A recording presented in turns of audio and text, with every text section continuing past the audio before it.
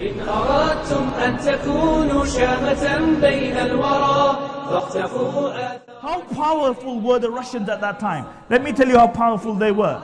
They had defeated the Persians, they had defeated the Turks, all the way up to China, they ruled.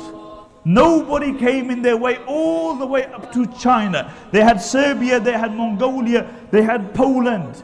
Even the British were concerned, because if they took the Caucasus, then they would be their neighbors in India.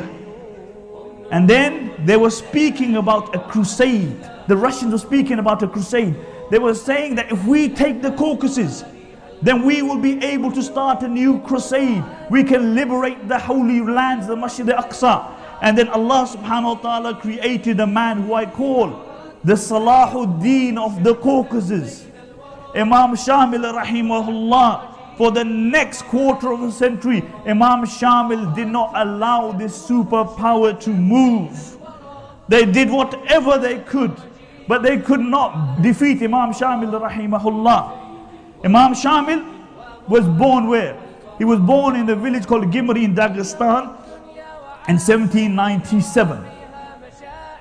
He belonged to a family of Avars. Avars are people who live in the Caucasus and who are very high, 9 generations of very high nasab and family. This was what his real lineage was. But the Russians didn't believe that.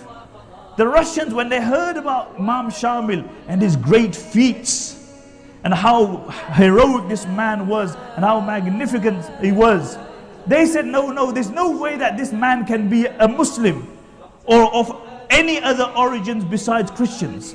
So what they said, that he was actually the son of a prince from Georgia, a Christian prince, who had an ikhtilaf with his brother and who migrated to the Caucasus. And then from there he migrated to Persia. And this was his son. Meaning that Imam Shamil was too good to be a Muslim. He was too good to be a Muslim. Imam Shamil rahimahullah, as a child, he would spend much of his time in the masjid. He would learn the Quran, the Sunnah. He was a man who did a lot of dhikr. He was actually a Sufi. He belonged to the Naqshbandiya Khalidiyya Tariqa. The Naqshbandiya Khalidiyya Tariqa, when it came into the Caucasus, there were many pagan habits in the Muslims, many bid'at. And it was the Naqshbandiya Khalidiyya Tariqa which actually expunged this. Physically, what was Imam Shamil like? Physically, Imam Shamil was actually a very weak young man. But academically, he was very good. And he was very pious to the degree that he would spend much of his time in the masjid. And his father actually used to drink.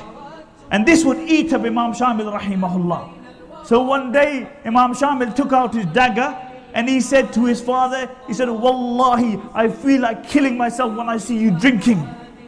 And this had a deep impact on his father and he stopped drinking. Academically, Imam Shamil excelled. In the understanding of the Quran and the Sunnah, Imam Shamil excelled to the degree that his colleagues became jealous. And one day, they ambushed him and they beat him senseless. They even stabbed him. Now amongst the people of the Caucasus, it was a sign of weakness that when you are beaten up, that you run to your parents. You don't do that. So what did he do? He crawled into the forest and then he healed his wounds with herbs and he got better and then he came back. And this was the changing point in the life of Imam Shamil rahimahullah. After this he became the warrior. They say no man could run like Imam Shamil. No man could ride a horse like Imam Shamil. No man could swim like Imam Shamil. No man could fight like Imam Shamil. You know how they would train? They would put a bullet on their tongue or a pebble on their tongue and they would run for miles and miles. And if you panted and the bullet fell down, that meant that you were not fit enough today. You weren't fit enough yet. Imam Shamil rahimahullah, he could jump over a stream which was 27 feet. He could leap over the shoulder of a person. As far as strength, Imam Shamil was 6'3". They say that he could split the butt of a rifle with one strike. In one of the battles, one of the Cossack horsemen, Imam Shamil rahimullah, struck him with a sword from the head, and he literally split him into two, right down to his butt. Right down to his butt. As while riding a horse, Imam Shamil rahimahullah, he would have a rifle in one hand, a sword in the other hand, and he would control the horse. The reins would be in his mouth. And this is how he would control the horse. He could come down from the horse, come down to the belly, and come up from the other side.